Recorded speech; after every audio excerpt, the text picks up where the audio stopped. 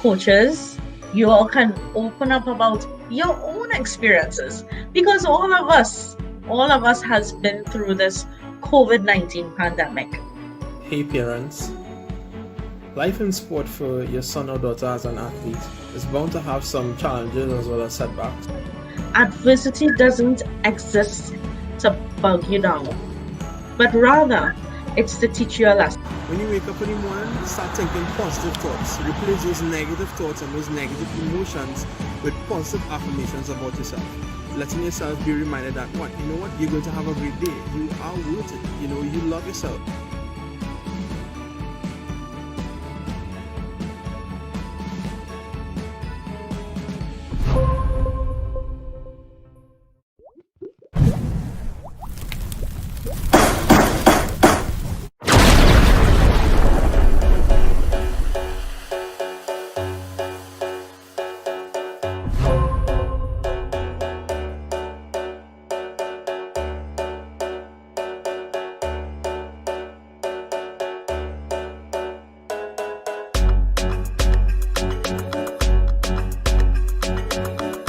You ain't taking that on. They be like, I will do it for free, So I'm from Tobago, guys. I'm currently based in Florida. Hopefully when COVID is over and the borders are reopened, I'll be back home so we could start something. And my IG handle is AziJo7. So be sure to follow me because I post videos every day, my workout videos. So let's go.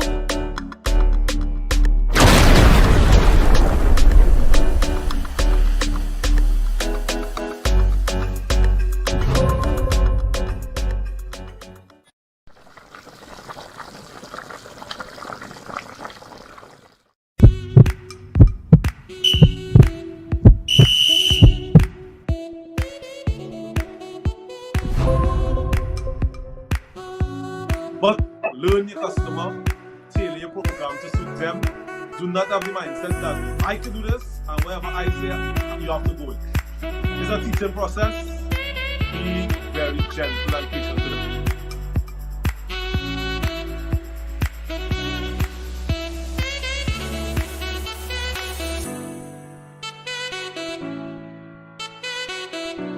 My goal as a coach was always to see swimming develop in Trinidad and Tobago. Right? It was never to see that, hey, you know what, Rocky, I don't care personally for the accolades and who looks at me as a good coach.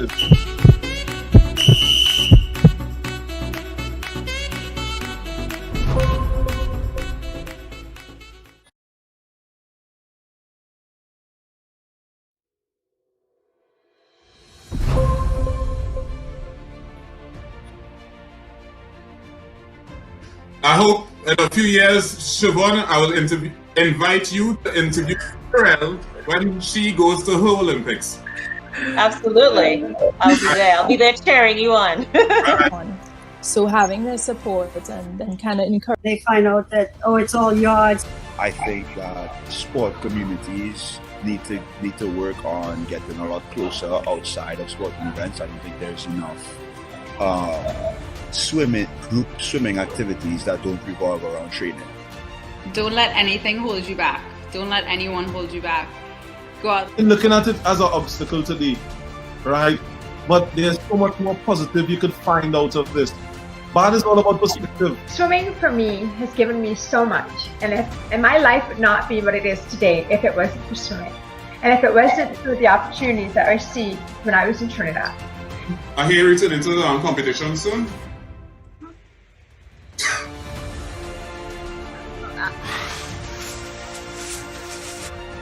It's a pleasure for me, and I told you this now. Thanks for the interview. We could still get some ideas how we could run swimming. Everything that's not went down with the yellow submarine, we could save it. All right, we could save it. So you have hope. Yeah, I have hope. I have hope. You could take Nikolai Blackman in a race now. Not a chance in the world, but I wouldn't let him hear that.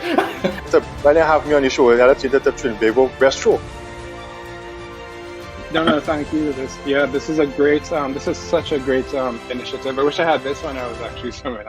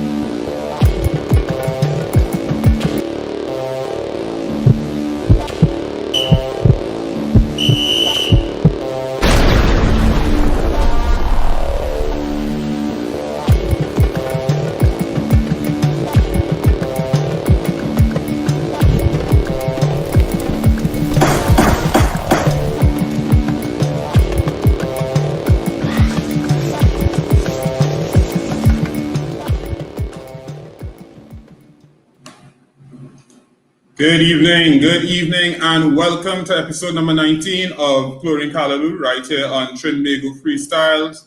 Please remember to follow us on Facebook and on Instagram at Trinbago Freestyles.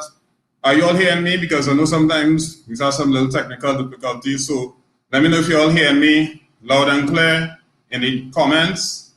So we're getting ready to start with our first interview, and normally you see this guy in our nutritional nugget segment, but today we'll be bringing in Mr. Yavniel Yatali. Good evening, Yavniel. Evening. How are you today? Pretty good. Just finished training, actually. So I'm a little bit sweaty. Yeah, you're taking up most of the screen, man. Come back. I'm just joking. So, Yavniel, if you all didn't know Yavniel Yatali, right? Everybody's hearing you, right? Yavniel Yatali, he's the sports nutrition consultant with Classic Bodies Wellness, but he was also a former national water polo player. So, Yavniel, tell us, how did you get involved in water polo? But I went to QRC, and I used to swim in primary school and stuff, and then when I got to QRC, I kept doing that, and then I would have met Ryan Smith and introduced me to water polo, and then for the duration of my time in QRC, I was playing water polo. I think I was on the national team 2009, CARIFTA 2010, CCCAN. I was in Cuba, so, and I mean we won all those games, so, but yeah. I was definitely yeah. You ever played along with John Stanley? I do not think so. No. All right. Was it so you did the water polo and you carried on in your career and your profession as a sports nutrition consultant and also into personal training? Was that by design? No, because after I left QRC, I went to Norgate College. I studied I did called sciences. When I was there, I got into like just weight training, bodybuilding for the most part. Then I went to UE. And then I was doing biochemistry and biology because I wanted to do research into like that kind of stuff, more research. And I was still in bodybuilding, then I got to powerlifting, went up to the national level powerlifting. And then how I got into personal training, literally a guy asked me, bro, you train people up? And I was like, well, now I do. So I was like, yeah. And then when I get certified and kind of did it, and I changed my career direction after that because I feel like this more than UE science program, and that's why I got into this. It was kind of it wasn't my plan, but that's what happened, and it's been the best thing ever so far.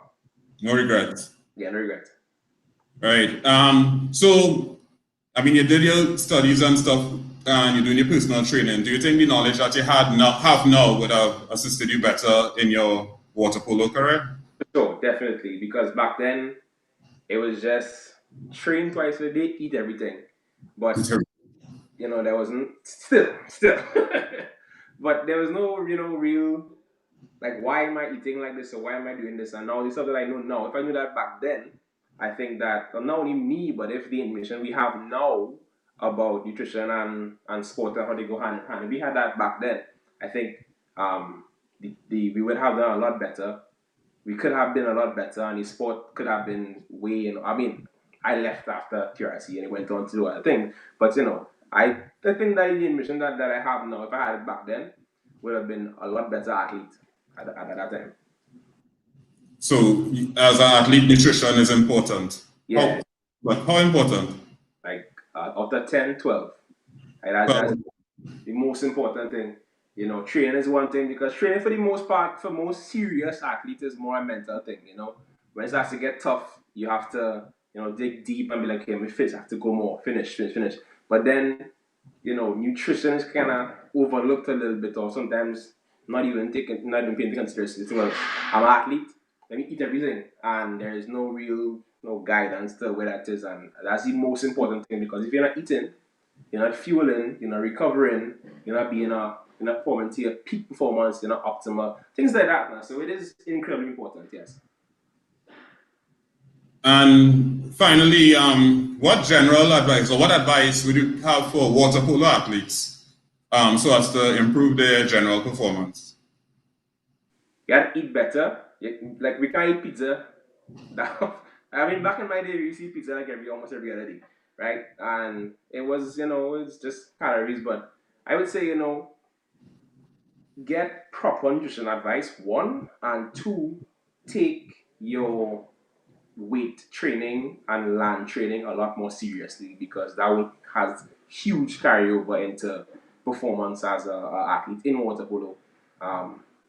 Because you need to be strong in the pool to handle larger people than you and stuff like that. But you need to take your land training and your gym sessions more seriously, and the coaches also need to kind of have probably a better structure when it comes to that. It can't just be the same thing over and over. It needs to be periodization and programming to make sure that the athletes are training specific for what phase of the sport they're in, pre-competition, post-competition, those kind of things. The training will be different in the gym, and it's very important to kind of maintain that.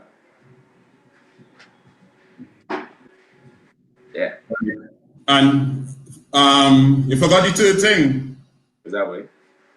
Follow you on Rebuilder Strong and yeah, it's crazy, right? So you can follow me on Rebuilder Strong on Instagram, Rebuilder_Strong on Instagram, and I'm the consultant at Classy Bodies Wellness Clinic, upstairs in Texas. You check me out there too if you need to talk about anything, and yeah, man.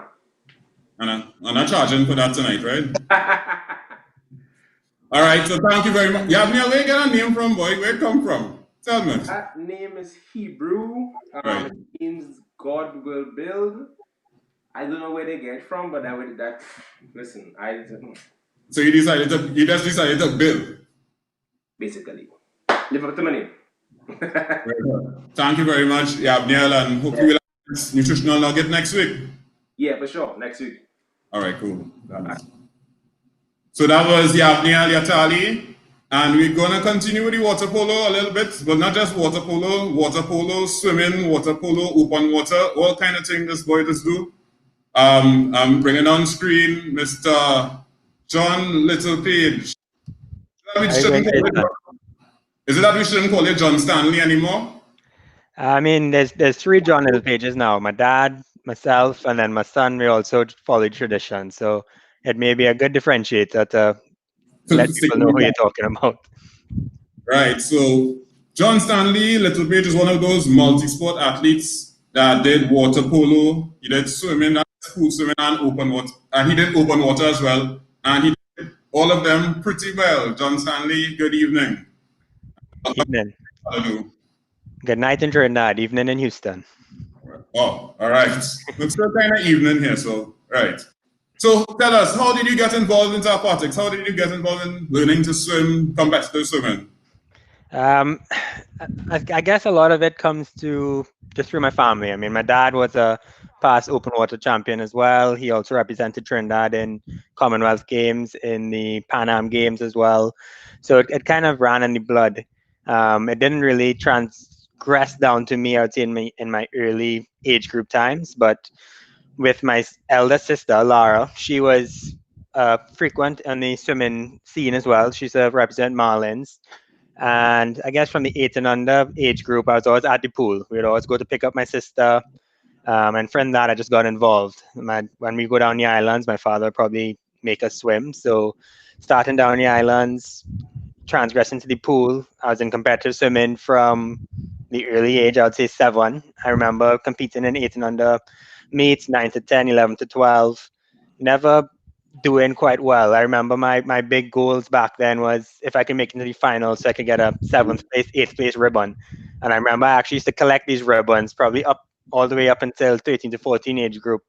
And it's really late in my career I actually started getting any kind of recognition and performance in this sport. Very well. Well, you can look at it as late in your career, but I mean, sometimes you just have to bloom at the right time too, because you went on to college and had a full college career. Some people, drop off at 15, 17. But How did you end up in water polo though? So I guess as part of this lack of performance in swimming and being, I mean, not in the competing regime of being eligible for these national teams. So I saw a lot of my friends or my peers go into CARIFTA, go into Goodwill, go into CISC, CCCAN, and I just wasn't in that echelon at that time. And it might have been my parents actually saying, okay, let's see what other sport we could get him into. He's not an elite athlete in swimming right now. So I remember my dad taking me to Blue Dolphins to play water polo with some of his peers. So it was masters. I was 10, 11 and playing with one of the QRC scouts. And this is really when water polo started rebuilding. So this is probably 98 time frame, right where they went their first CISC. And it always used to be the under 20s, which would have been the QRC students, a couple of St. Anthony's, a couple of the swimmers that were making that transgression, and the true masters water polo players. So my dad, Alan Tofu, Horace Govaya, to name a few, and a couple of them. And it was really fun times. I mean, we used to train once a week. I used to go every Saturday with my dad. And then out of that, eventually, Tiger Sharks Water Polo Club formed, and that took us to a 3-day a week. And I guess from there, I actually made my first national team, which would have been to 2002 CISC, where that would have been an under 20 team. I was probably 12 at the time. And then the following year with CAC Games, I was 13, and that would have been an open national team. So I was very young coming on to the senior circuit. So 13 years old, now playing against people 30 years old, getting muscled around, I would say. So while you were on the water polo national team, you hadn't made your first swim team as yet? No. Ironically, my first national swim team was Pan American Games in 2003. So I really started at the top of my swimming performances. That's my first team. I remember trying to qualify for Goodwill probably in my, whatever the last year was. I think it was 15 to 17 or 13 to 14. Winning the 200 meter free in trials, but then not making the team. If you recall, Goodwill used to be more a sprinters meet, all the short distances. Right. And up to now, I mean, I still haven't developed those fast twitch muscles. Sprinting was never really for me. I always used to compete, and where it really used to make my name in swimming was all these long events. A lot of events that people used to shy away from, the mile, the 200 fly, the 400 IM. Even did some national teams in 200 breaststroke, just because it was conditioning. I wouldn't say the natural talent and was there. As more the tenacity and just putting your head down and doing the work and really trying to out-train people to really make it onto the scene. I did have a time where I could have probably chosen if I wanted to go swimming or water polo, and that would have been probably one meet before that Pan American Games. That would have been probably a CISC, where or CARIFTA. I still decided to choose the water polo route. Just it's where I was the last years before that, a couple of years before that, and we won gold in that CARIFTA. So you would say, would you say water polo helped you swimming? Definitely, I think it kept me in the sport. It kept me in aquatics. Without water polo, I don't know, maybe would I have kept my head down in swimming? I mean, I switched my view of when I was playing water polo. Okay, let me swim to make me a better water polo player. I was always known in water polo as the one that would go up and down, play all game, never needed a sub. I was the engine essentially to just go up and down the pool. I was never a big goal scorer early in my career. I don't know. I guess it's swimming. I was just this lanky frame, not really. My muscles never really fit my body, so it was awkward. I never had a powerful shot. I had a long arm, but it was more a facilitator and just a workhorse of trying to get things done. Well, I guess in that tenacity in the long distance would have helped you in the open water, and you went on to be a 5-time champion in that. How did you like the open water compared to your pool swimming or even your water polo? It was always the longer the better was best for me. Like I said, I had no fast twitch muscles. I used to have one gear. I remember I guess the first coach that really took time with me in swimming would have been Pedro Hasis. He used to quote me as a diesel engine. you're not unleaded, you have no speed, but you could just keep going forever. And then really under Edward Tuberoso, he really fine-tuned my technique, and that's really where I started to see big drops in my swim time, especially my mile times, my 400 frees, my 200 free. My first open water is probably 2002. I think I came 20th. I mean, it's not what you see right now where you have the talented people. They come in, they're not top 4, top 5, and then they go on to win. I started at 20, then the next year I was 14, then I made a jump to 4, and then 3, and then I won the next 4 years. The year that I came third, I was actually leading most of the way, and then Nicholas Bovell and Tron passed me on the run up. I just didn't have that fast twitch again to hold on for that victory, but got them the next year. And is it that you set out to win these open water? Because I know your dad won some in the past, so is it that you had to do better than him? Or just funny story, I remember there was a essay in my primary school yearbook, essentially, that I wrote in primary 1. And it was after going to see my sister swim cross harbor in, I guess it's sort of Carinage, sponsored by Ovaltine. And in there was, what do you want to be when you grow up? And it was, I want to be a swimmer, I want to be an Olympian, I want to win cross harbor so I could have all the Ovaltines I could eat. Because when back then you won, you got this big hamper. So that was in my primary school yearbook. Eventually came true. So it was I guess a kind of goal in the back through my early career. I mean, when I came 20th, I was like, okay, maybe I'm swimming for water polo. And then it really switched focus. And I was talking about that Pan Am Games as my first meet. What happened in there, it was, I remember doing the trials for Pan Am Games, and I missed the cut by like 6 seconds. 2 weeks later, the under-18 team was going to Pan Am Juniors in El Salvador.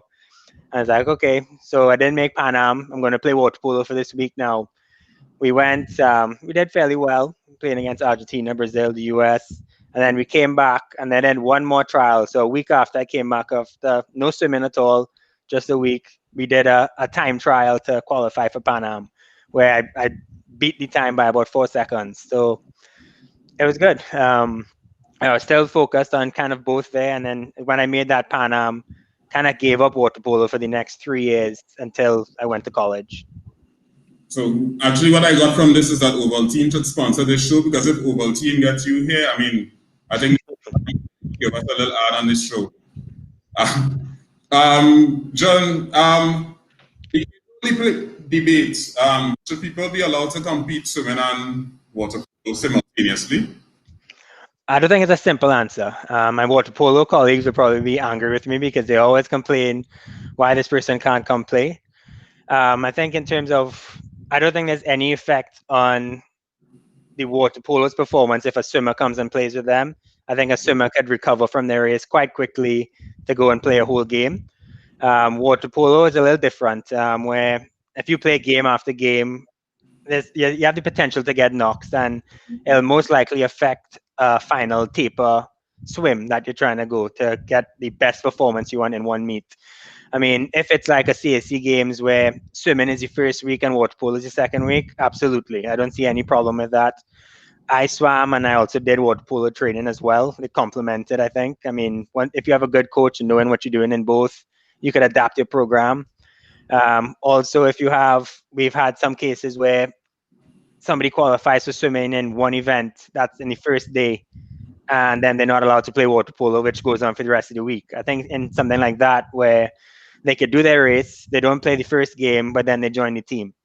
And we've seen other teams do that, where Trinidad, Puerto Rico, and all of a sudden for the final, 4 more guys jumped on because they were swimming during the tournament. But I think it's a case-by-case basis. I mean, if you have a heavy swim load, 8 events, doing both is probably not realistic. If you have your pet events in your last day, maybe you want to save up for that. But if you're swimming early in the schedule, or if it's like a Pan Am or a CAC where it's different weeks, definitely. All right, so if you're now joining us, this is John Littlepage, 5-time winner of the Open Water. We're completing our series of flashback freestyles where we feature past Open Water winners. So I know you went on to University of Texas. How was that experience? representing the red, white, and black out there? It was great. So I started UT in 2005. So this is just after. I mean, I attempted to try and qualify for Athens in 2004 in the mile. I just missed that qualifying cut, and my goal at that point was like, okay, 2008 is right at the end of my college career. I joined Texas, which was at that point in time was coached. Well, it's still being coached by Eddie Reese, which was the U.S. head Olympic coach at that point in time. There was, I mean, I went on a team that had Aaron Paysoll, Brendan Hanson, Ian Crocker, so real record holders in the 100 fly, backstroke, breaststroke events, great freestylers, other world record holders, multiple gold medalists. I just all of a sudden went into this huge ocean, and I was this little guppy. So it was a little overwhelming at first. I remember going in and then just getting to know these guys. I mean, they're all human, they're all very personable, and it was now. I mean, you have these club relationships in Trinidad where you have a couple big dogs that'll be in lane 8 and doing the fastest times.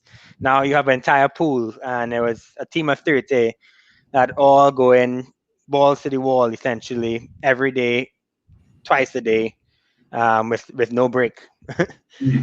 So it was eye opening. It was a great experience swimming alongside these guys.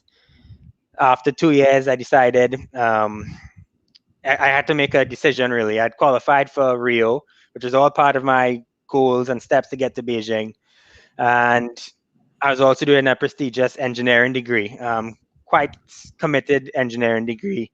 And I thought it was time, okay, I need to do an internship if I wanted to get a job. I started looking for life beyond college. Correct. And I decided to take a summer internship over that summer, which was 3 months long. So I wouldn't be able to train to go to Rio as well as do this internship.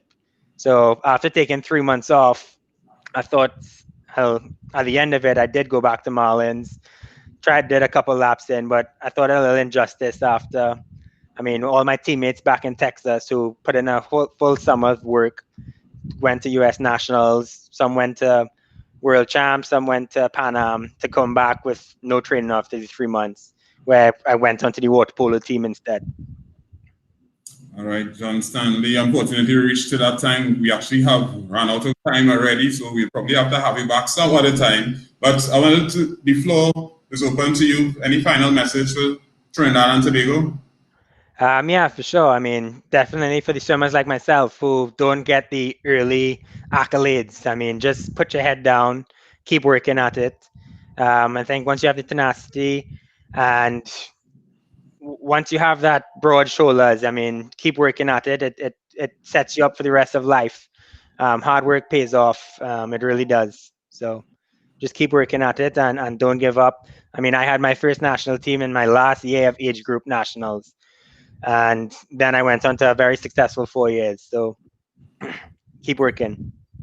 So there you have it, John Stanley Littlepage. He went to sea swimming, Pan Am swimming, CAC water polo, 5-time open water winner, national record holder.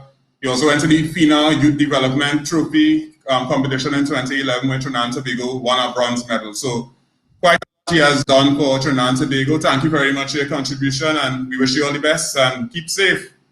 Thanks, Jason. All right, we go right into our dryland dimensions.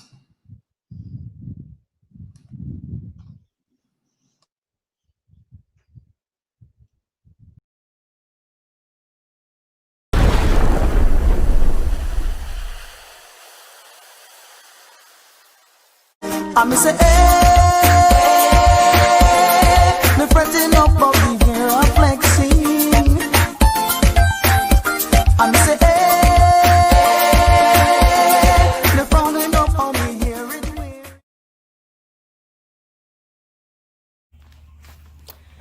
All right, and welcome back to another episode of Dryland Dimensions with me, Azijo. Today we're going to be discussing how to perform a squat, the different coaching cues to use, and the progressions leading up to a back squat. So, there we go. So the first thing you want to do is establish your starting point. You want to make sure that your feet are outside of the hip width, toes pointing outward, and slow and controlled movement down and up. Right? Make sure that the knees track over the toes and the knees are not caving in. Make sure to sit your butt back.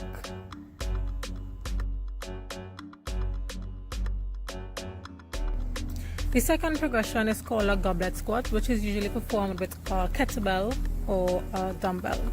Alright, you want to hold the weight in front of you. Same thing, make sure that the feet are hip width apart or wider, whichever is comfortable for you, and you want to sit comfortably at the bottom.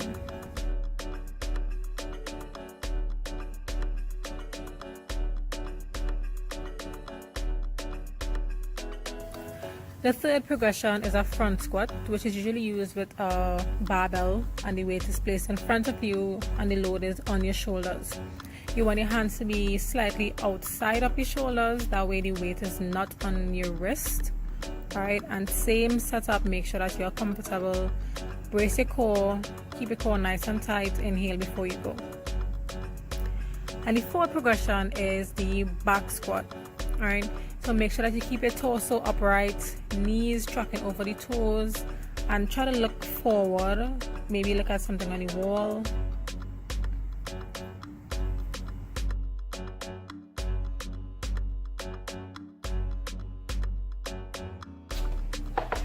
Okay, so now we have been through the different progressions leading up to our back squat. So the three main tips that I want you to focus on while you're doing a squat is, number one, make sure that you push your glutes back like you're sitting down on a chair. Number two, you want to keep your torso upright, not slouching forward. And three, you want to keep your core nice and tight. You want to brace every time. Take a breath at the top, inhale, go underwater, and exhale when you come back up. Alright, so thank you guys for tuning in. See you guys on Wednesday, which is tomorrow, alright, at 6 p.m. where we're working out. Let me go with Azzy Joe. I'm say, me fretting up, but we are flexing. How much did Cindy cook for you? Well, alright, Cindy, okay, you can stop, you can stop. You can.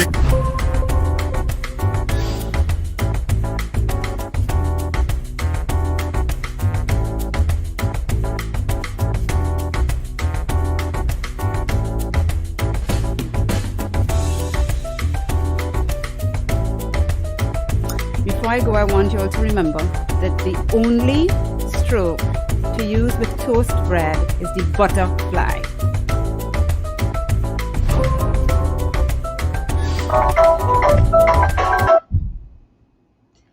Hi. Whew. Good evening, good night. How is everybody? Welcome to Callaloo Cook-Up. And I am your sous chef, Cindy Ann, and by now you know it. If I cook for you, there will be a lawsuit. I don't know. I didn't think I was going to make it tonight. I thought I was getting the budget. Do we still do that home? Like, you know, each time you have a budget, the flu is called the budget or the anaconda. Remember when they used to have those things? I don't know. Anyway, I don't have it. So I'm well, and I'm excited tonight to speak with my guest, Olivia. Hi, Olivia, and welcome to Callaloo Cook-Up. How are you? Hi, good night. I'm fine. Nice. Olivia, we're going to chat a little bit about this whole pandemic and how you have been affected by it. So before we get into that, tell me how you got involved in swimming. Right. So, really, my nieces were national swimmers. They've been swimming since they're small. And what happened whenever there was swim meet or anything, I would accompany my sister and my brother-in-law, and I would always be involved with wherever they need help. I'll just be there. So that was my introduction to swimming. And then my son started swimming at an early age. He joined a club, and then, well, he's now a national swimmer, so I'm still involved. The chlorine bomb bit your girl. Yeah. So tell me, what do you do at the pool? Because I know you work in you're employed in the aquatic arena, but exactly what do you do? Tell us what you do. Right. So I am the administrative assistant at the pool office between the hours of 3 p.m. to 9 p.m. So that's the Center of Excellence Swimming Pool. I am there and I monitor the programs and manage the office more or less. Okay. Basically. Yeah. All right. So you have to put up with parents like me sometimes who have every complaint, every question, have no idea when the next swim meet is, where it is going to be. You have to deal with those people like me. I have to deal with people like you, yes. Thank you for your service. So I want to kind of go into, because I think in 2016 you started your own stationery company, right? So tell me a little bit about that, because we want to go into that, because stationery and swimming, people don't, it's not like it's drawn in the pool, you know what I mean? Tell me. All right. Well, prior to working in the pool, I've had several jobs. One of them was managing a stationery store. Okay. I found such joy in doing that. And when my boss closed the store, because he eventually closed the store and he migrated. Okay. And I'm kidding. Go ahead. That love for stationery just stayed. And I mean, I think I managed that store so well. Actually, people thought it was my store. A lot of people thought it was my store. And so the idea, it just got planted inside of me. Well, maybe you can do this one day. Nice. And as a single mother, one of the things going into entrepreneurship, you're afraid to take the risk because you tell yourself you have to put food on the table, you have to keep a roof over your head. So it's a little challenging. So one day at one of my jobs, I just decided, hey, what? I took $300 out of my salary and I bought stationery and I sold that, and then I bought some more and sold that, and now fast forward 5 years, so yeah.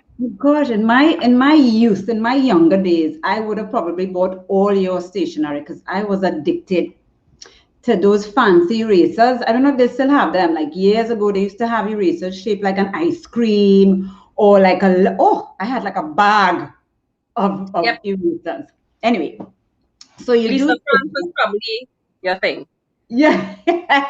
So now, tell me, what has happened? Because pools have been closed. There's lockdown. How have you been able to adapt or even pivot? Because your both jobs, I imagine, are not essential. How have you been coping? Tell us.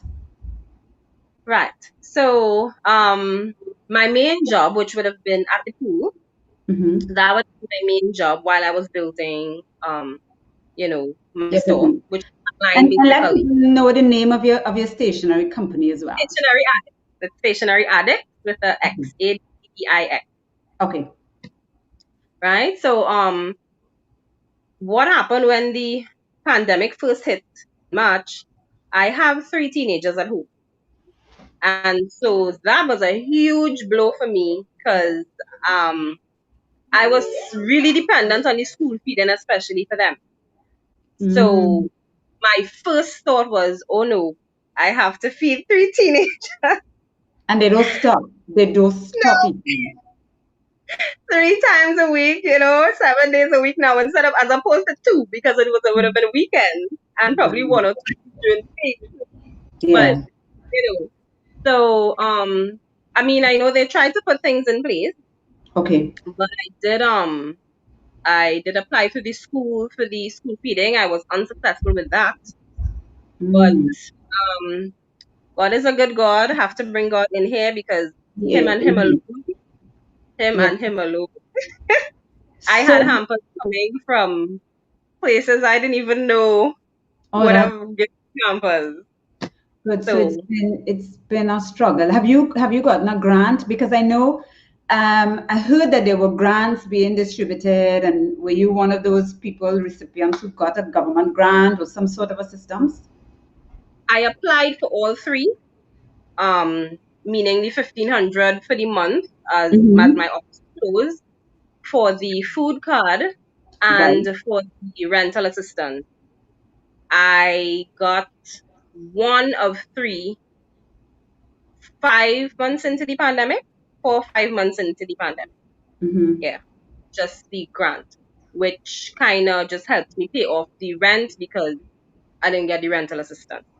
And I also had to have, I had 2 fundraisers so far for this whole pandemic. I had a barbecue, and just Saturday gone, I had a brunch bar. So you have been trying to kind of be creative and not just expect handouts. So you've been kind of, trying to work things through and on your own make things work because you have kids to feed. But I imagine it cannot be easy at all, right? No, it's not. So it's not. What I want you to do is take this opportunity to kind of put forward an argument to whoever is listening, why they should reopen the pools. And let's see, let me hear, because this is your main source of income. So use this opportunity now, Olivia, to start a petition, let your voice be heard, to kind of, let me hear you, say why you think pools should be open and give us something. Right. So, my thing is, my personal view on this pandemic at this time is that it just needs to run its course. I am not saying that we don't follow protocols. Of course, the protocols are there to safeguard us. That is very important.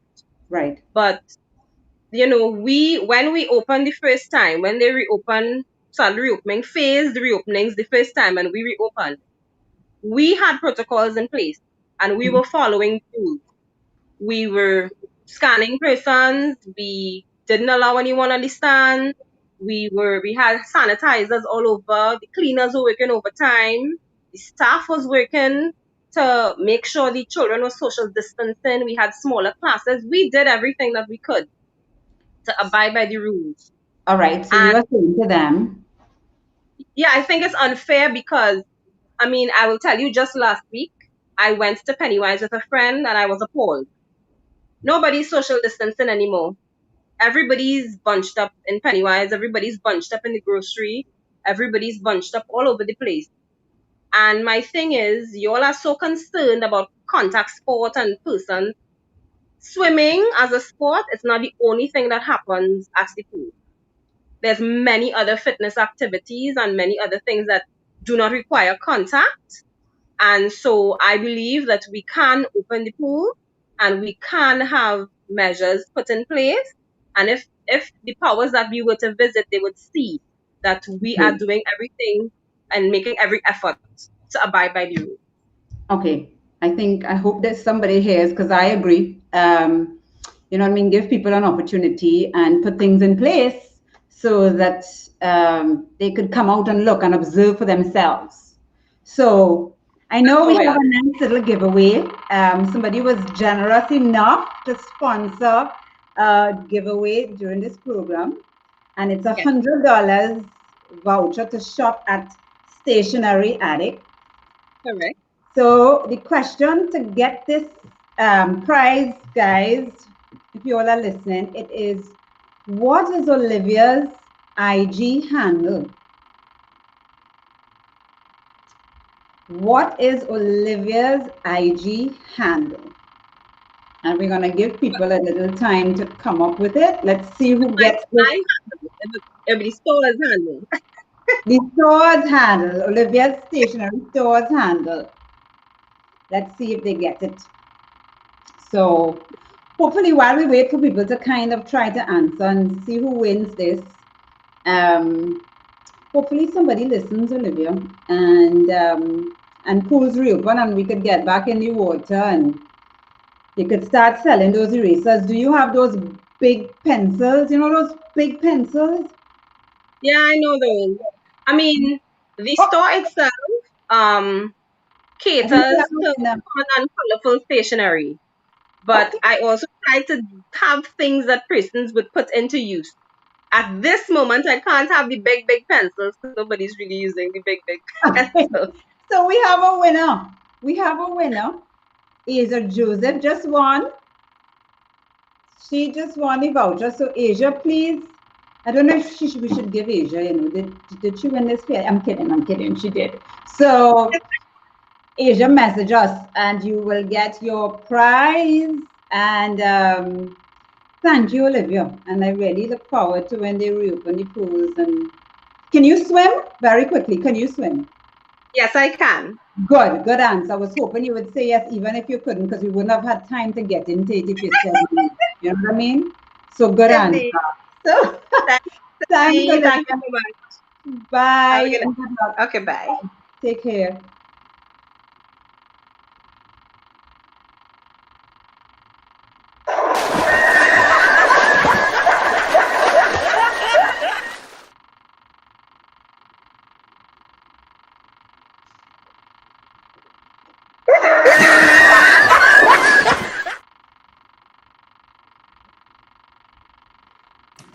Goggles and giggles, Jason Andrew Wickham. What is that? What is that? Good evening, Cindy. How are you today? I'm very well. How are you? I'm fairly fine. So, well, Cindy claims she don't know, but Cindy and I have been Cindy and I have been chatting, and you know, over the past few weeks we have been talking about how this has affected, the pandemic has affected different people within the aquatic fraternity. And we just thought that, you know, instead of talking a lot, you know, we should try to do something about it. So Cindy and I were talking and we came up with an idea to do a fundraiser, which will be like a GoFundMe as well. But what we plan to do is sort out the details during the course of this week, where we'll be doing up a GoFundMe, and it will culminate on Sunday, the 25th of October, we're targeting, where we'll have a little line and we'll have a little talent, and some people might tell some jokes, and hopefully, Cindy, what else we want from it? Well, we want donations. So it will take the form of a telethon. So it's going to be over a period, we're thinking 2 to 3 hours. So we'll showcase talent. So we want people who are listening, ask your friends, your family, message us, reach out to us, let us know what talent you have, how you can contribute, because we are hoping to be able to not just help our WB, to not just help people being swimmers, we want to be able to help coaches, we want to be able to help people employed in the aquatic arena, like Olivia, kids if we can. So please, reach out to us and offer up your talent or somebody you know.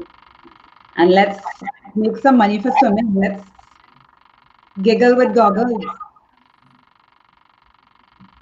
That's it. Let's giggle with goggles. That's it. That's it? Yeah, let's giggle with goggles. Yes, Jason, that's it. Very well. So y'all stay tuned to this page and other pages, and you'll get different info blasts on it with more details on what we're going to be doing, how we're going to go about it. But we're really reaching out to those in the community with different talents. We'll be reaching out to you all, hopefully, and we'll have a fun evening with some entertainment, some interviews as well. And maybe you'll hear a little bit more of where we're going with Chlorine Callaloo. You never know. Right. Yeah. So Cindy, I will allow you to end your own segment now. Okay. And please follow me on Moviland, Cindy Ann Jane on Facebook, and on Instagram, it's Cindy Ann Jane Warsaw. And remember, the only stroke you can have with your toast is the butterfly. Be safe, guys. Take care.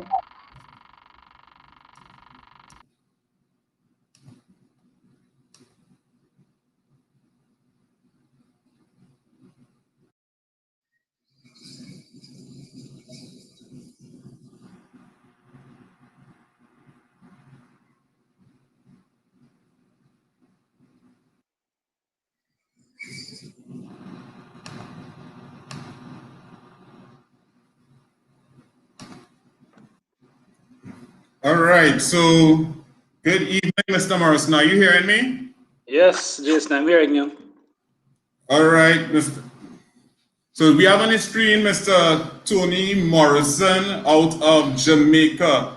And I mean, I don't know how to describe Tony Morrison. In Trinidad and Tobago, if you didn't know better, you might think he's the village Mako, right?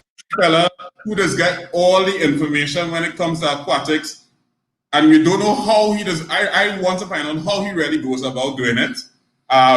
Because anytime you go to Draft in the Press, Draft in the Caribbean, he has information. Sometimes he has information on Trinidad and Tobago swimmers before we even have it. So I don't know if it's something he have implanted in his swimmers, a tracking device or something. But Tony Morrison has been the region's basically public relations officer over the last few, seems like he's stuck, but he's I would describe him as the region's public relations officer, the chief person who reports on swimming. We'll try to get Tony back.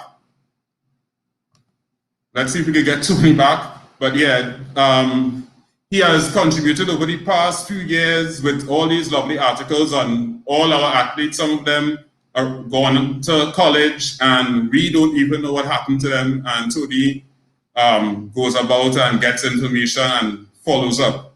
So let's see if we can get Tony back. I don't know if he has a problem with his internet, but we're trying to get Tony back on the program. Already we had, in the earlier part, we had Yavniel Yatali from Nutrition Nugget, who was a past water polo player, sorry, and we interviewed him. We also had John Stanley Little Page as well, who was a past water polo player. He won the open water on 5 different occasions. He also went Pan Am in swimming, CAC in water polo, and also went to the FINA Youth Development. And we also introduced our fundraiser to the swimming fraternity, or aquatic fraternity. We want to see what we can do to raise funds for those affected income-wise and otherwise by the pandemic. So we are trying this fundraiser called Goggles and Giggles, which we will start. Back with you now, Jason. So, Tony. Yes. I hope you don't have these internet problems when you're writing your articles. No, I don't. No.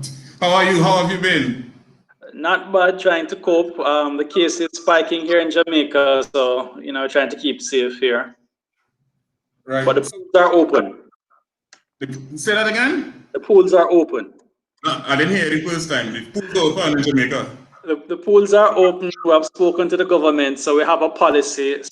I've been training club swimmers as well as non-competition swimmers as well as members of the defense force. So people are in training. That's good to know. So Tony, were you a swimmer? Are you a swimmer?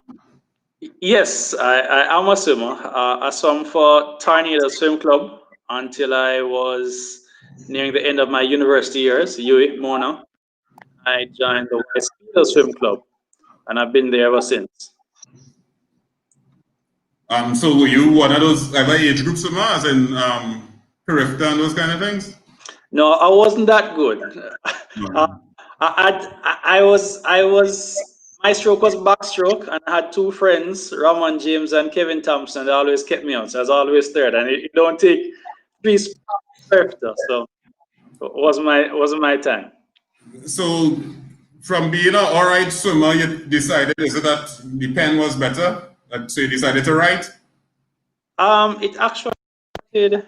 I was a member of the technical committee from years, and I had a coach at UWI who said that people playing corner league football in, let's say, marina and shorts and slippers would get attention on the TV, and that swimmers were dedicated, train twice a day, the weight training or do well in school, and they're not getting the attention. And I said yes, because I remember being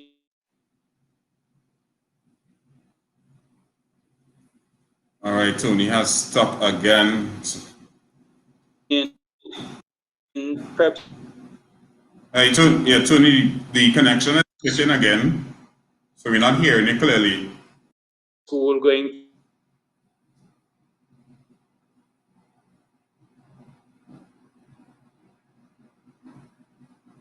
All right, let me see if I can try something here because we're not hearing Tony clearly, and I would like to hear Tony.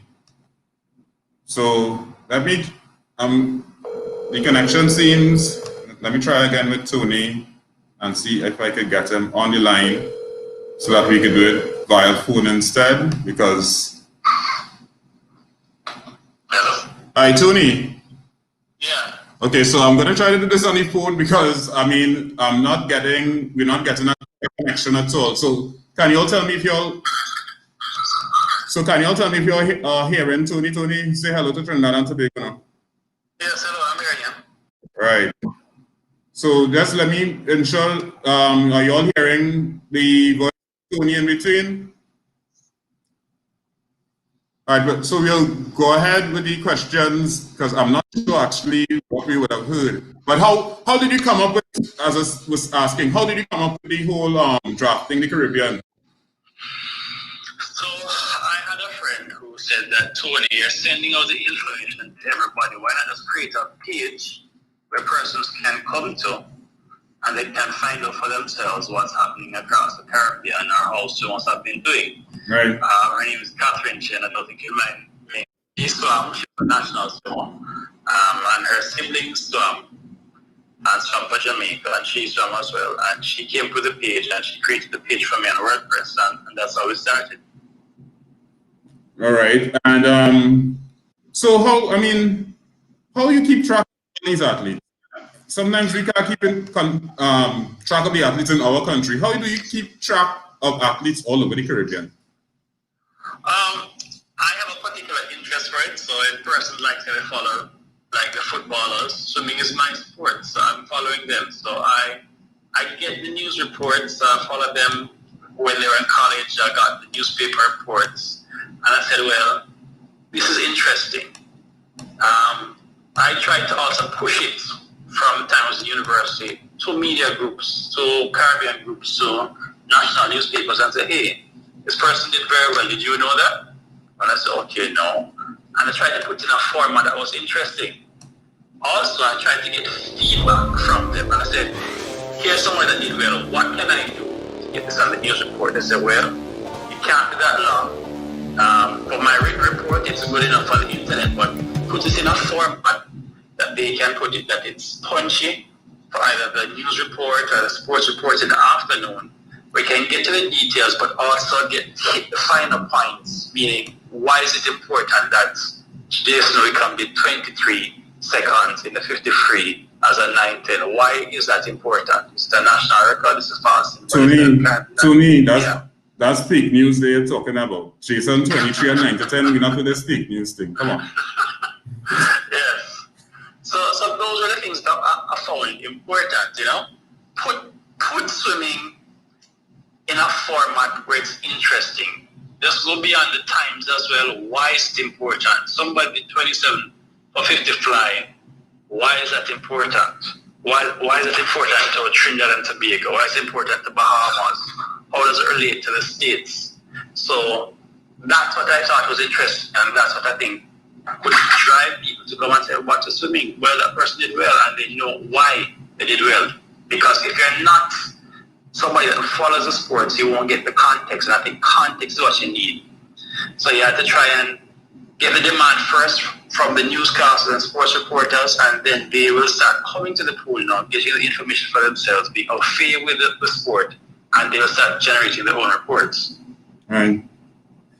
So you are on a committee in UANA. What is your position in UANA?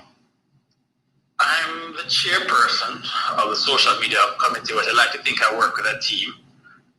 There's Sue who's a PRO from St. Lucia, Carlos from Venezuela, Erica from Colombia, and Patricio from Argentina. So what we're tasked to do is get information out about UANA programs, but also highlight what is being done around UANA. And the best way to describe UANA is like, in footballing terms, the CONCACAF for the region. So those were the sorts of the areas, sorts of the nations that you would sort of see. Maybe a little bit wider, but I think that's the best way to talk about nations that you have in involved in UANA. You also include South America for this, so probably CONCACAF plus the South American nations. So it's a wide group. Get access to some of the top swimmers across the region. I think highlighting not only the top swimmers, but persons in our region as well to say, well, we're doing well as well, you know, to show how we can compare to the powerhouses like Mexico, USA, Canada. Yes, Tony. So I know you follow everybody's swimming. So I want you to describe for me, in your opinion, Trinidad and Tobago. Well, of course, it's based on their regional performances. I want you to describe Trinidad and Tobago swimming in 1 or 2 words. I think in the late 90s, you guys were the powerhouse, and right now, seemingly mercurial, because the cohesiveness that you have seen from the mid to early 90s to late 2000s, where Trinidad would probably dominate, you're not seeing it as much as you would, because I'll give an example of how I noticed the power of the Republic. In 1994, at CISC down here, it dominated. You had persons like Sangeeta Perry, Franz Huggins, who I had the privilege to know later on in life, Monty Hooley, and I think Daniel Timothy was at that meet dominated, just kept hearing the national anthem over and over. At the end of CISC, everybody could sing the Trinidad and Tobago national anthem because it was played so much over a couple of days of competition. And the breadth of talent in each age group. I think I'll give an example. 2018 Trinidad had a relay team that got the bronze medal. You had, I think it was Ramani, Jabari Baptiste, McLeod, Dylan, Carter. That is a top international team. What do you want to do right there is follow up. Something probably could have been put in place to say, hey, this is a team, they got this far in 2018. Let's have a cadre of swimmers and let's push for 2020. So you have all the pieces of the puzzle. It's just to get the plan together to get them where you are. Think about, and I think you and I have spoken about it before, a relay team, a men's relay team for Trinidad and Tobago. Look at the pieces that you have. You have McLeod, you have York, you have Thompson, you have the Glenn brothers, you have persons coming up. What is a comprehensive and cohesive plan? You can say, gentlemen, this is the goal. Just present it to either private sector or government and say, hey, this is our team for 2020, 2024, let's build that. And I think it's like that. I'm not singling out the Republic, but I'm saying these are the ideas that you need to have. All right. We have persons, and you've seen before, we can compare well 11, 12, first year, 13, 14 to the best in the region. What we need, our plan, parents need as well, is to have that plan to say, hey, I'm in 13, 14, I'm in 15, 17, working with the association, the parents, and the coaches, coming together, and I think that's a problem that I think could face across the region. Coaches need to come together. This is the national plan. The national plan is that this is a national pathway to go to 2020. And I think Trinidad should also focus on relay teams. Yep. You have the power in terms of the depth. You develop the depth, and let there be a pathway for the parents and swimmers to go through. And you have the persons to train together. So you have the quality of the names that are out there, and I'm calling it quite specifically, to train together to move towards swimming more relays. Use that.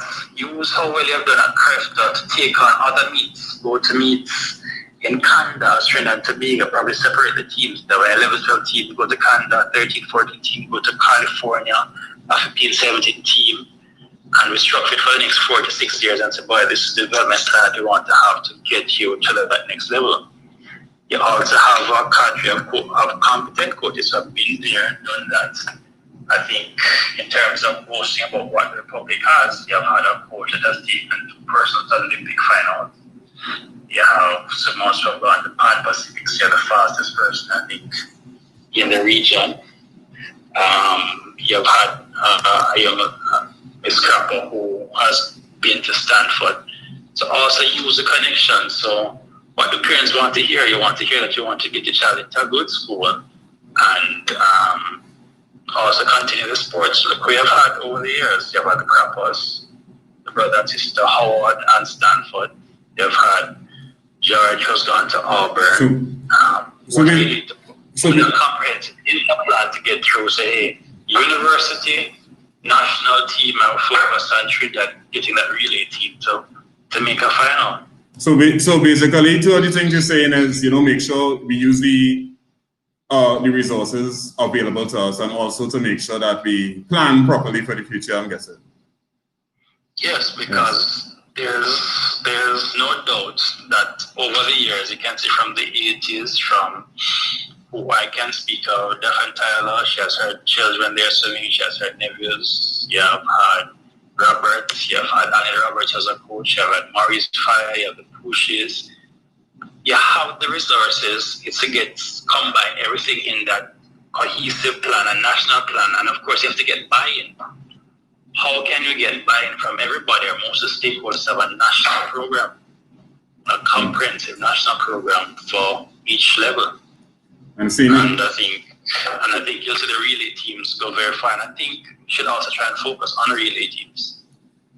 I've seen a comment from one of the coaches they call Sean Pushat, saying, "Great work, Tony. Appreciate the context." So, Tony, we have to wrap up. Final word. What final word do you have for Trinidad and Tobago, the Caribbean? Anything. The floor is yours. 1 minute. I think the plan is get a national plan, work with neighbors. And I think as a Caribbean using Trinidad and Tobago, you have the facilities. Why don't we come with a Caribbean training session? Because we know the powerhouses across from Cayman, Bahamas, Trinidad probably could set up a camp again. Remember, think of the national overarching goals, probably run our swimmers through the Olympic cycle. If I know I'm doing 152 in 1340, you're doing 151, we have our friends in Cayman and Bahamas. Why don't we come together as a Caribbean and train together over Christmas? Have the coaches talk at the start of the year. Let us see if we can plan trips together. And also, when I bring on that point as well, when we're going to overseas trips, like the bigger trips, why don't we pool our resources? If we're going as a Caribbean, we could probably have a physio. Yeah. Or have enough physios and get that together. So work as a Republic, but also work as a Caribbean. Very well, sir. Tony, I know that we could talk for a while, but we're out of time for this segment, so we'll have to have you on some other time. Thank you very much for your contribution to Caribbean swimming and, getting the word out there about the good news of the different athletes that are performing all around the world. Thank you very much for your contribution. Thanks. Anytime. Yes, ma'am. So that was Tony Morrison. We had a little technical difficulty there with his video, so we tried to get him on the phone. But coming up next, we do have the president of the Bahamas Aquatic Federation, which is Mr. ALGERNON CARGILL. Good evening, Mr. CARGILL, and welcome to Chlorine Callaloo. Good evening and welcome to the Caribbean. It's great to be here. Thank you. So, Mr. CARGILL, the president of the Bahamas. So, is it the Swimming Federation or you all have changed it to the Aquatic? We had a name change to Bahamas Aquatic Federation to encompass all the disciplines. Right, and you have been that since 2003. Yeah, it feels like a lifetime. Actually, it's yeah, because maybe it was the first question, but why and how you managed to go from 2003 to now? I see similar in Trinidad. You change presidents every year. But we could talk about that too, but that'll be our next program. But seriously, the Bahamas, we've had some sort of stability in leadership. Actually, we have elections coming up at the end of this year, and I may run for another term. I'm not sure yet, but it all depends on whether I'm wanted. I serve only because I'm asked to serve, not because it's a position that I seek. And I actually became involved in swimming as an administrator because my children were involved in swimming. And as you know, the normal route, the children involved, the parents involved. So that makes you an advocate for all swimmers. And when I was elected in 2003, it was by a slim margin of 2 votes. And from then to now, there have been many elections that have been uncontested, except one. So I've had a very successful tenure, and I believe our results evidence why I continue to be returned to the Federation. So, of course, definitely, you have seen the growth of swimming and aquatics in Bahamas from 2003 to now. I mean, that's a later question, but I'm going to ask it now. Bahamas has won, let's look at this CARIFTA, the last 5 out of the 6 CARIFTAs. Was that by design? Did you? It was not. It was a design. We had a strategic plan. Our strategic plan was to win CARIFTA because for the previous years, we were coming 5th, 6th, 4th. And 1 year in Barbados, we lost by 7.5 points, and that was a painful loss. We I think it was 2012, I think, by 7.5 points, and that was a very painful loss. That was when the French countries were combined, I believe. But nevertheless, we've turned around and we've won every CARIFTA since, except the CARIFTA in Martinique. That was the one where we lost. But we had a strategic plan. And the plan said if we want to get support from corporate Bahamas, we see CARIFTA as our premier regional meet, not CCCAN or CIS when we had it. We see CARIFTA primarily because of the success of CARIFTA track and field, was dominated by Jamaica. When CARIFTA swimming started, that meet is marketed, or CARIFTA brand itself was marketed in the Bahamas as the premier age group championship. So if we really want to knock on some doors successfully in corporate Bahamas, we have to win CARIFTA. And that's what we set out to do.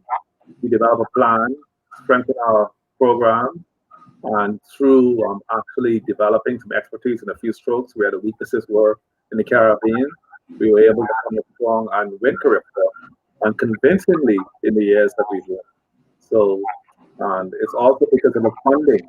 And I know it's one of your later questions, but we have an initiative in our federation that once any child has made a national CARIFTA team, the parents pay $0 for the child on the team. So the children work very hard to get a free CARIFTA trip. The federation supports that trip 100% through our own philanthropy as well as support of the government of the Bahamas. So that's why making CARIFTA is such a big deal. We don't do the same for CCCAN or CISC because for some reason CCCAN normally clashes with our national championships. We have a fixed date for our national championships at the last weekend in June. And that's normally around the time of CCCAN. And I can tell you, Andre, our national championship is bigger than CARIFTA in terms of the spectators in the fan, the goatskin drums, the cowbells, the excitement, etc. I'm glad you bring up the cowbells because I have to ask, because I've been a food spectator. Is it that you all give them that as part of the registration package? Not every Bahamian must have a cowbell. Well, if you know Bahamian culture, cowbells is a part of our Christmas celebration, Junkanoo. Junkanoo is probably a carnival. And the music was primarily goatskin drums, cowbells, and horns. And the cowbells is a part of that. So whenever Bahamians want to have fun and make noise, there's a drum, cowbells, and a horn. And that's how we make music. So we bring cowbells to every CARIFTA. And we see it's actually catching on. Countries are bringing cowbells, and some cowbells are gone missing in the stands also. Yeah, because sometimes you have to see where Bahamas sits in first because you don't know if you want to get that noise in the air straight through. But of course, it always adds to the vibe of CARIFTA. I mean, you can't take that from the Bahamians.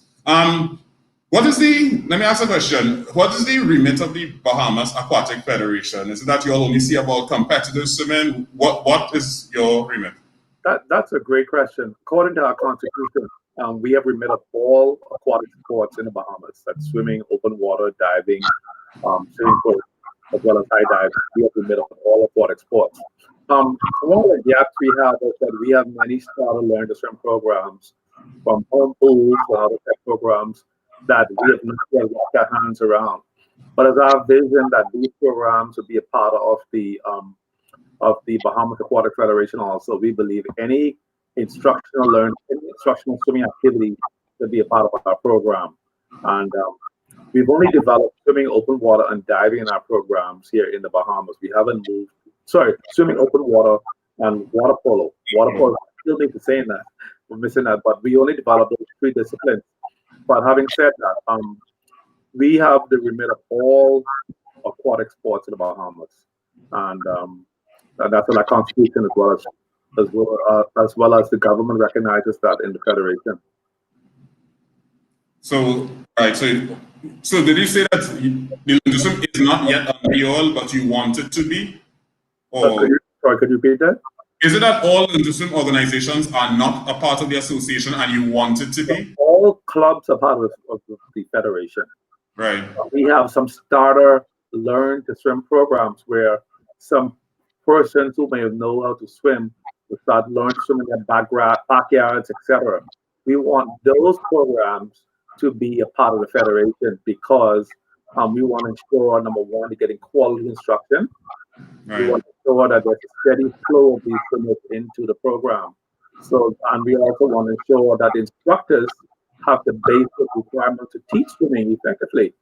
And that's why our next big initiative is going to be to look at how we're going to bring some discipline to those programs that are not yet a part of our federation.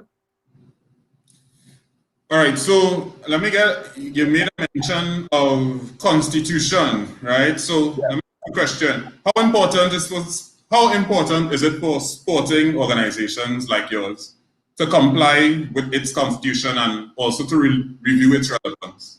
Is that a trick question? It's extremely important, and the Constitution guides all of the activities and set the ground rules for everything you do. It's critical to comply with your Constitution and to keep it relevant. We in the Federation went through a major overhaul of our Constitution a few years ago, where we probably changed over 70 or 80 parameters of the Constitution to keep it relevant. We change our Constitution in the Bahamas every 4 years only after the Olympic cycle. And it's critical to keep the Constitution current because the world is changing. FINA, as you may know, I represent CCCAN on the FINA Bureau, one of 2 persons for the region. And we are continuously looking for recommendations from our member countries, particularly CCCAN, to change the Constitution. And at the Bureau meeting next year, there are going to be several constitutional votes to keep the Constitution relevant to changes that are happening globally in aquatic sports, not just swimming. All right. So, and I forgot to mention Mr. Cargill is also, as he said, the CCCAN representative to the Bureau. He's also an executive member of UANA and a former Vice President of CCCAN. Yeah, I'm retired from UANA. I was a former executive member. A former, okay. Yeah, correct. But you know, you might go back again, you know? No, I'm getting old. One thing that caught my eye actually recently, just minding my own business, I saw a copy of Swim Bahamas accounts posted on your Facebook page. Yes. How important is it to be transparent and accountable as a president and as an association? Well, that's an excellent question. We have financial statements that are prepared by external auditors, not just management. They're prepared by external auditors that are recognized accounting firms. And those statements, we publish them on a financial statement for the world to see. This is our cash balance, this is our outstanding payables, etc. We publish those statements on our financial statement. And it's important to be accountable because whenever you're seeking support from outside of your federation, you have to be accountable and show them the stewardship of their money. And to show that you're not running up a bunch of debt all over the country, and you settle your debt promptly, your receivables, you're collecting them, what your revenue sources are, your cash flow, and your major expenses. And we in the federation are all volunteers. We don't collect a salary or a stipend. It's all volunteers. And we probably didn't have this question down, but One of the things we don't do is we have not yet moved to pay our officials for volunteering. Most of the other disciplines in the Bahamas, their officials are given a stipend. And my study of swimming throughout the Americas and other parts of the world, their officials receive a stipend. So I think that would be the first form of compensation we offer here in the Bahamas. To reward our officials with some sort of stipend or weekly to officiate swim meets. But it's very, very, very important to be accountable and transparent and to publish our financial statements. And as you can see, the Bahamas Aquatic Federation is very healthy. We have a significant cash balance, and those statements are in US dollars. You making donations? We're receiving donations. No, but something you mentioned, and I don't know, I didn't ask you that question. What would you say is like the proportion of money that you would get from the government versus sponsorship, like a ratio, percentage? Okay. Well, every CARIFTA team, the government pays 100% of travel costs. Right. That started in 2003 when I became president. The government gives us for free a Bahamas Air jet, 130 seats for approximately, and whatever revenues we collect from that plane, we keep. So we give seats free to the swimmers and the team support, etc. Those seats are free, and the seats are sold on market rates to the parents and other media, etc., traveling to CARIFTA where it's held. Also, the government will give a contribution of about another $15,000 in cash to assist with team expenses. Apart from that, the government gives all federations in the Bahamas an annual grant that's based on the qualification of your sport. So in swimming, I think our grant is $20,000 a year. Track and field, because if had more global presence, and we have their grant is $30,000 a year. These are just grants that sit with the administration arm of your federation. And if we have any special initiative, for example, when we hosted CISC during the last time it was hosted in CCCAN, the government contributed $200,000 or US $200,000 to host CISC. We are planning to host CCCAN last year, as you would know, and the government have already pledged another $200,000 US to host CCCAN. Because of the high cost in the Bahamas, that was not enough to host CCCAN. But nonetheless, we had given CCCAN a recommendation to increase the rate moderately to cover the shortfall. But that was rejected, and so we had to pass on CCCAN last year. But the Bahamas hotels are very expensive, and so is the cost of living here. And we would love to host CCCAN again. And we never host without the approval of the government. And whenever we host, they agree to give a grant to the federation to assist the freight costs. Mr. Cargill, I mean, I don't even want to say so many comments here because yeah, go ahead. Somebody asked if you could run for the president of the Swimming Association in Trinidad. I will answer. I have very good friends in Trinidad. I know you do. I know you do. Parents, right? How important are parents in the whole dynamic in Bahamas? Oh well, part of my campaign slogan was initially the swimmers first, the federation second, and parents last. We focus primarily on the swimmers, the federation, and then the parents. But somehow the parents seem to want to be able to run the federation, run their swimmers' activities. And my experience from being involved as a swimming official at the FINA level in swimming as well as open water swimming is whenever we have an overkill of parent involvement, particularly in coaching swimmers, etc., that burns them out, and they would have an early peak, and then they eventually quit the sport. So the parents who trust the qualified coaches to develop and train and mentor the swimmers. They're the swimmers that go the long haul in the sport and do very well. So, but from an administrative perspective, parents are important, but there are some very overbearing parents. And you sometimes use your best skill sets to be able to deal with these parents. And everyone has something to contribute. And as a federation leader, you need to know how to bring the best of these parents. And sometimes to tell them no. I can tell you that when we have our nationals, that meet is only successful because the enormous parental support in a positive way. Of course, we have the criticizers and those who don't want to have fun. But those who want to work, there's a space for them. Those who don't want to work, we move them to the side and keep it moving. But one thing I would encourage, though, of a strong coach. The coach is the one in charge of the swimmer, not the parent. And when the parent is trying to coach the child and compare their child's progress to someone else's child's progress, that almost always leads to disaster. And that's, I'm sure, it's not unique to the Bahamas. But is it that even with the parents, so how does the federation communicate with the parents? Is it through their clubs, or do you all have other newsletters or info blasts? How do you communicate? Is there any way you communicate directly with them? Well, first of all, we have an active Facebook page. Any important announcements goes on Facebook as well as on our website.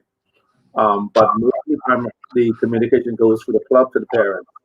We don't have direct communication with parents unless it's for a major activity we're doing. For example, if we were hosting CARIFTA, we would seek volunteers from the clubs to the parents. But we don't have any formal direct communication with parents because unless they're a member of the federation.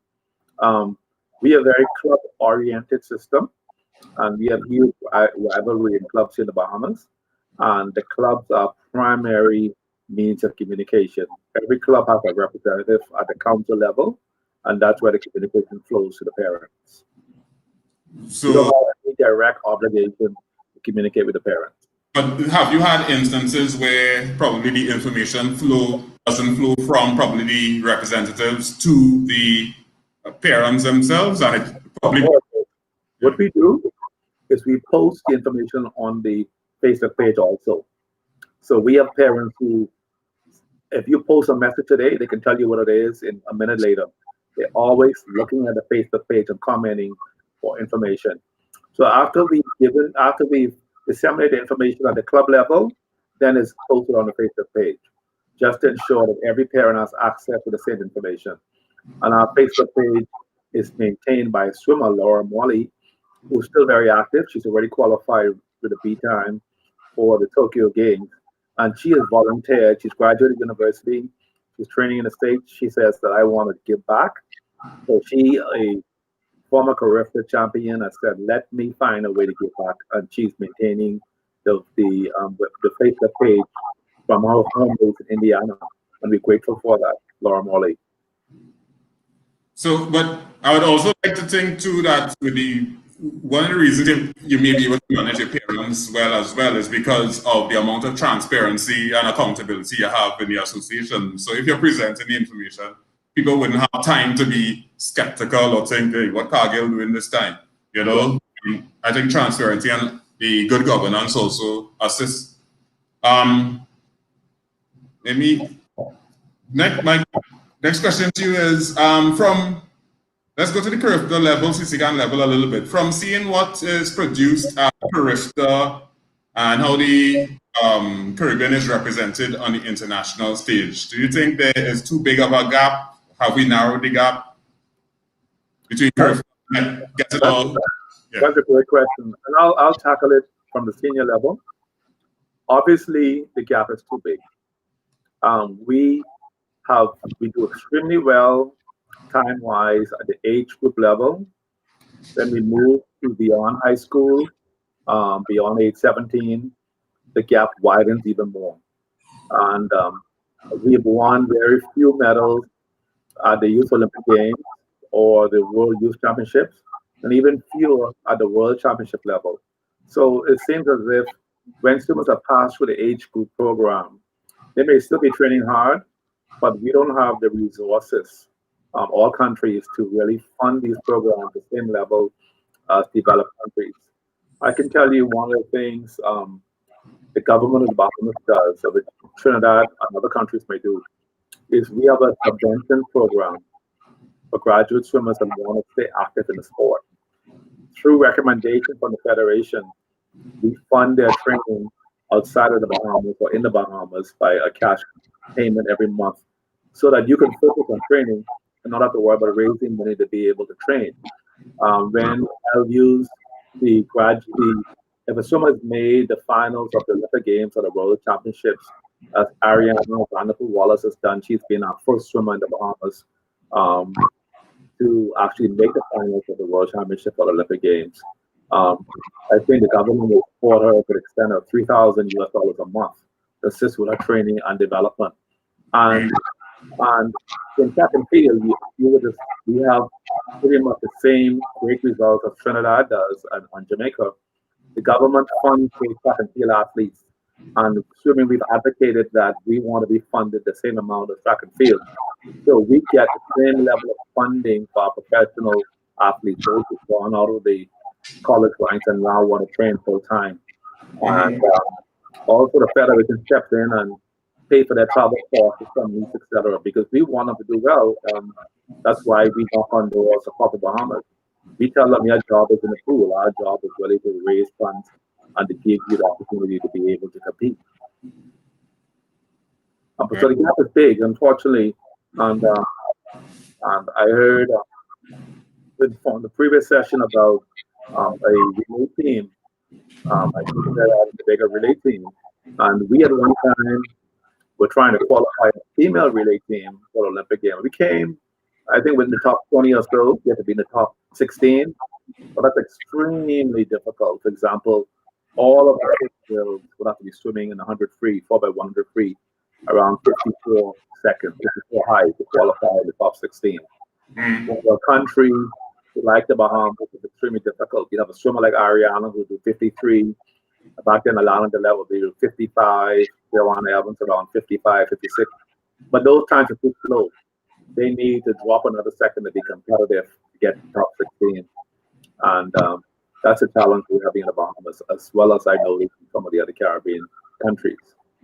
You were also the Vice President of CCCAN at one time. Yes. How effective do you see CCCAN as meeting the objectives and needs of the Caribbean region? Oh, I think CCCAN has a long way to go. CCCAN is administrative. Obviously, CCCAN is a governing body for the region, and our geography somewhat limits it to an extent in that the country span from Bermuda all the way down to some countries in South America. So CCCAN itself has a huge challenge. We have some good administrators in CCCAN. I can tell you that Sonia O'Neill is a very good friend of mine in Barbados. Sonia O'Neill, for example, currently represents CCCAN at the FINA technical level. He pretty much organized the entire technical activities of the Pan American Games, the UANA Cup, etc. He's an excellent swimming professional, and we have some great people in CCCAN. But in terms of the overall contribution to swimming success, CCCAN, I think, has a long way to go. And they're hampered and limited. And frankly, I think there's so much politics within CCCAN. Where's that? The politics. Particularly when it comes to the Spanish countries. And I find that very, very concerning. For example, 99.999% of the cases, a Spanish country will never, ever vote for an English-speaking country person. And 50-50, an English-speaking person would extend the olive branch and vote for a Spanish country. I don't know why that's the case. Unfortunately, that's the way it is. But we haven't yet bridged that gap. to be able to move the divide closer. But the divide doesn't exist, and anyone tells you the divide doesn't exist, that's not a factual statement. And that's the biggest challenge I think CCCAN has. How do we close the gap between those who speak Spanish and those who speak English? And I speak Spanish fluently, so I shouldn't have a problem communicating with them, but I guess I'm from the region. Someone was asking in the comments, you all have your constitution published somewhere, as in on your website? It's on the Bahamas Swimming Federation website under rules. It's there. And what's the website? You know the website? Aquatics.com. That's our new website. So Aquatics.com. So, right, so those who want to check, see Bahamas Constitution, check BahamasAquatics.com under the section of rules. Or BahamasSwimmingFederation.com. Right. Very well. I know a lot of times when you all have your meets, I mean, I don't know if you do it nationally as well, but definitely if there's a regional meet, you all try to get, well, besides your own the sponsorship, but like live, get to broadcast it live as well. How important, or first of all, how did you get them to start broadcasting swimming live, and how important is for that activity to go on within the Caribbean? Well, that's critical because we all grew up knowing track and field. I mean, and cricket, according to your part of the Caribbean. But track and field is the most popular sport in terms of success. Track and field, basketball, etc. Sports that really don't require a lot of facilities as swimming does. So what we decided, how do we extend the reach of swimming to the wider Bahamian community? So we approached the cable company, and we have a multi-year agreement with Cable Bahamas, and they broadcast a 4-day national championship live at no cost to the federation. And we don't have to even look for sponsors. They find all the sponsors. They carry every session live. And whenever we have an international meet, CCCAN, CARIFTA, CISC, we have both Cable Bahamas and the local television station ZNS that's owned by the government. They carry that live. And BTC at one time carried CARIFTA live when BTC sponsored CARIFTA. BTC is a part of the Flow Network, and we were very grateful for the support we got from BTC then. But we believe that we really want to make swimming a household sport and show the success of swimming that we should broadcast the championship live. And we found that broadcasting live does not at all diminish the fan support. Whenever we have a national championship or an international championship, the swimming stance is standing room only. And that's primarily because we've been able to make swimming a household sport here. And that's been our goal. And what works well for us also is that we have an excellent person in charge of fundraising, Police Davis, Police Audrey, and she has helped us a long way to get that standardized where we give credit to sponsors on live television for the excellent job they do in promoting the sport. That's one of our goals. And also, the Royal Bank of Canada has been a multi-year sponsor, 34 years consecutively for swimming. I think to the extent of about $35,000 a year for the Swimming Federation. That sponsorship, of course, ended 2 years ago, but Cable Bahamas picked up the slack, and they sponsored swimming last year to the extent of $35,000 plus broadcast it live. And we have a program where we stress the importance of academics and where we award swimmers at nationals through recognition as well as a tangible gift. For being a swimmer, you qualify for the national championship, and you also have a GPA of over 3.00, which is the scale we use in the Bahamas, which is the B average or higher in high school, primary school, or university. And we now have 150 swimmers in our program who have this outstanding academic success. Because we believe that there's a strong correlation of doing well in swimming, as well as doing well in school. You have to do well in both in order to be recognized as an academic or Bahamian aquatic scholar. So, right, so you all seem to have a formula that you all keep improving on every time, and I even have to say that Bahamas is one of the gold standards in the region now. Well, we don't want to claim that, but we have a my words. An exciting. We have also a very hard working group of executives and parents. I can call on Lynn Frano, Georgette Aubrey, a parent, as well as John Bradley, Mansa Roberts. I'm going to get in trouble for calling names, but these are people who only need to know, I need your help, and they will come and get the job done. They made my job very easy as president. I'm so grateful for all the parents, William Russell, Stephen Thompson, all the parents, Errol Thompson, of course, our assistant treasurer, Nicholas Reese. These are people who give so much to the sport, and they make it very easy. And of course, we have the parents on the side who criticize, but you just ignore them and keep it moving. Just ignore and keep moving. Exactly. Focus on the results. Results is look at the bank account, look at the results. Don't focus on the negative comments. Well, we have to start to wrap up. Let me ask you, we were talking about TV time and stuff. So, I mean, with that, do you see you and your executive have a responsibility to be in the media or communicate with the people of Trinidad, the people of Bahamas using the media, etc.? Yes, we do. We have a very good relationship with the media. We try to keep the clubs in the media.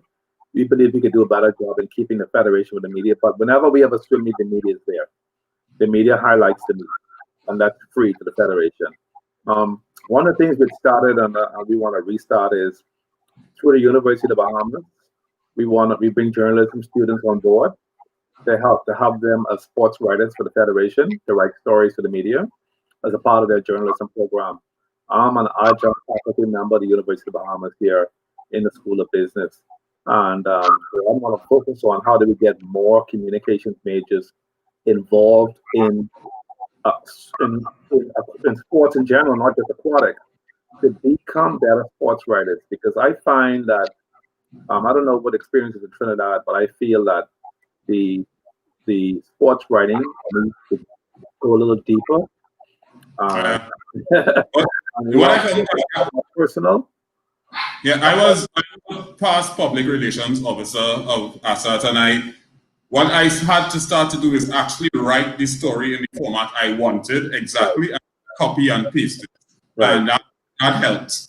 Right. And so after a while, they start asking for stories on a regular. So that was my formula that I used. That's a great strategy, Jason. I agree with you. I think a lot of people don't understand swimming. It's not football or cricket. And I don't think a lot of our journalists, sports journalists, could even report on swimming. No, they don't.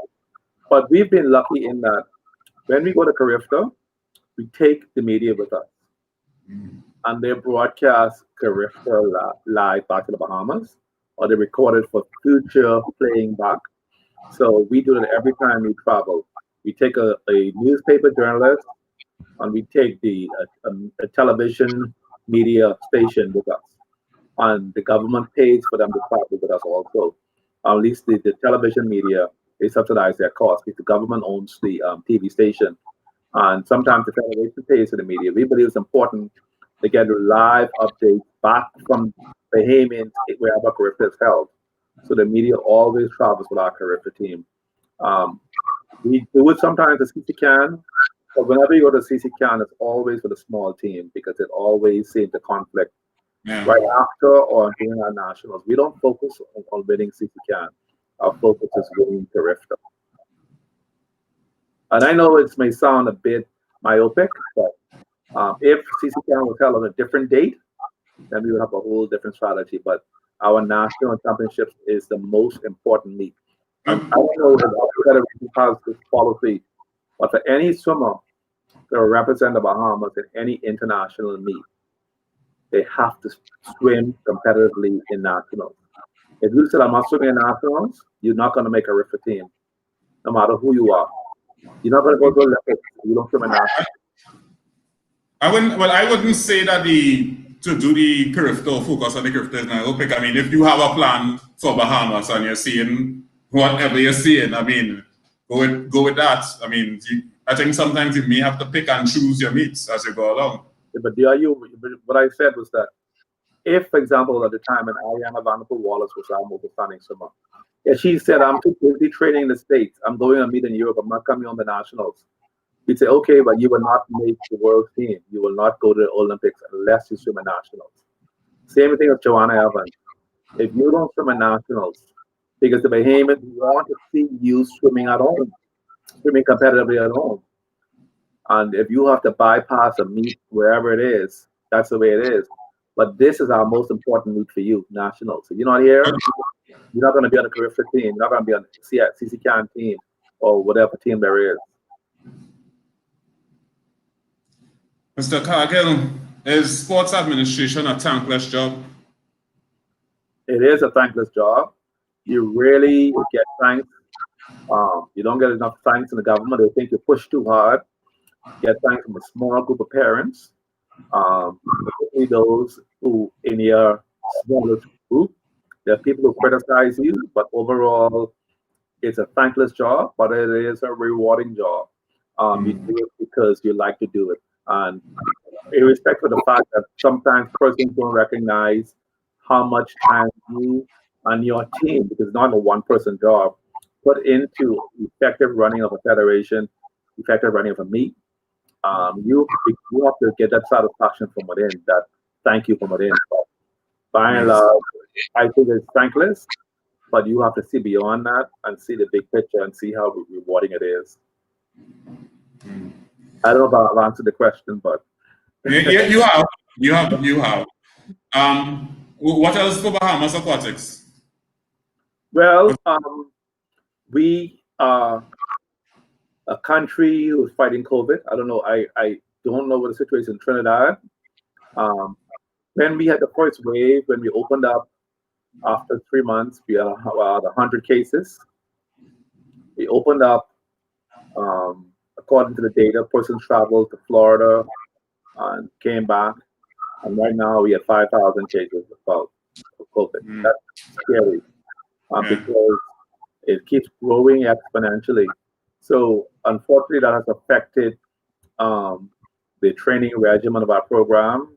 We're back in the water, we have to come out the water, etc. So right now we're fighting hard to get back in the water, get back in the pool in Nassau, in Freeport, because it's the other island of the Bahamas have contributed a lot to swimming. They're back in the water, back training. But Nassau, we're not training at the level we should be training because of COVID.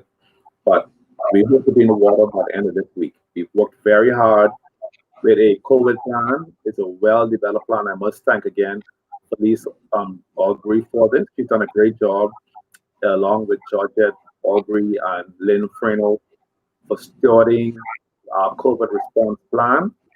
And we also formed a COVID, we call it a COVID unit that's headed by a group of parent doctors who advise the Federation on COVID protocols, etc.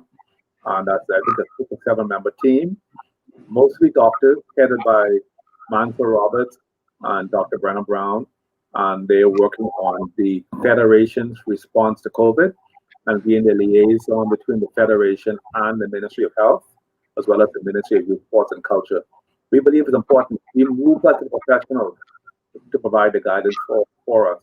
And I must thank that team for accepting this challenge, and they're doing a very good job in helping us to fight this COVID monster. So swimming is right now. Swimming is going well. It's going on somewhat in Bahamas right now. It's going on in the 25-meter pool, not the 50-meter pool. The government runs 50-meter pool, and right now most of the government facilities are closed to the public. But we're training in the 25-meter pools, not the 50-meter pool. And we don't own the 50-meter pool, that's owned by the government. And we pay a fee to use the pool. And because it's owned by the government and COVID is out of control, unfortunately, in the Bahamas, we're not yet at the 50-meter pool. But we're working very closely with the government to be able to return to the pool, I think by the end of this week. No problem. We are hoping, our pools are being closed, so we are hoping, the Prime Minister is supposed to talk later this week, so we are hoping for the best that we could open up as well. Yes. Any final message for Trinidad and Tobago? Well, I mean, you have some really good people in Trinidad and Tobago. somebody come over, I tell them to bring me a roadie, and they do. I know. But you have some very good people. I must say, I'm not going to call names. I would say Lindsay has done a great job, as well as Wendell. They've done a good job. So I recognize the dynamics of local politics, but we work well with the federation. You've been a great support. Lindsay's been one of the drivers of the Caribbean. I want to thank him on behalf of the Bahamas as well as the other Caribbean countries for what he's done to help promote the sport here in the Bahamas as well as regionally and bringing the Caribbean together. So as Wendell and Jose and all the others. But it's been an amazing experience. I know when I first took over, Trinidad actually was dominating CARIFTA. And I don't know what has happened over the years, but Trinidad had an outstanding team. For some reason, you've fallen off. And we're not saying to come and take the crown from the Bahamas, but we're saying that I think you need to go back to the basics and determine what went wrong, because we're a country of 400,000 people only, and our swimmers they train hard to win CARIFTA. It's an honor to make the CARIFTA team. We give them all the swimming gear they can imagine: swimsuits, tracksuits, casual wear, etc. Free to our corporate sponsorship if you make the CARIFTA team. And that's why we stand with a great CARIFTA team. And we have some rigorous standards. And if you don't make a standard, you don't make a team. And I am still very impressed with Trinidad's team. So and your coaches do a good job. I can tell you, in meetings, they represent you very well. So I just want to see Trinidad back up there to where the Bahamas currently is, because they have outstanding swimmers. You have some great swimmers. If you look at Dylan and all the others, some great swimmers. Our first Olympic medal was Captain Nesty came from Trinidad. So you have the foundation, and at the senior level, we've done that we have. So we definitely like to see Trinidad back up there. And I can't tell you what's wrong. I can tell you that we miss you. You miss us? Is it? Yes, we do. Is that other P word you talked about earlier with CCCAN that applies to Trinidad and Tobago as well? Politics. So hopefully programs like this and hearing how Bahamas conducts its business, hopefully persons who are aspiring to be leaders in swimming in Trinidad and Tobago takes cue from Bahamas for the good work that you have led them with. I'm saying it. You said it's a thankless job, but we want to thank you for your contribution to Caribbean swimming. Thank you for, you volunteer CCCAN, you represent CCCAN on the FINA Bureau as well. Thank you for stealing the crown from Trinidad and Tobago. And I hope the last 6 years. And I hope Trinidad and Tobago is listening and works on chasing you all back down for that crown. Yes. Thank you very much, Mr. Cargill. I'd like to thank everybody else who tuned in tonight for Chlorine Callaloo, and do have a good night. Thank you very much. And good night, Trinidad and Tobago and the Caribbean.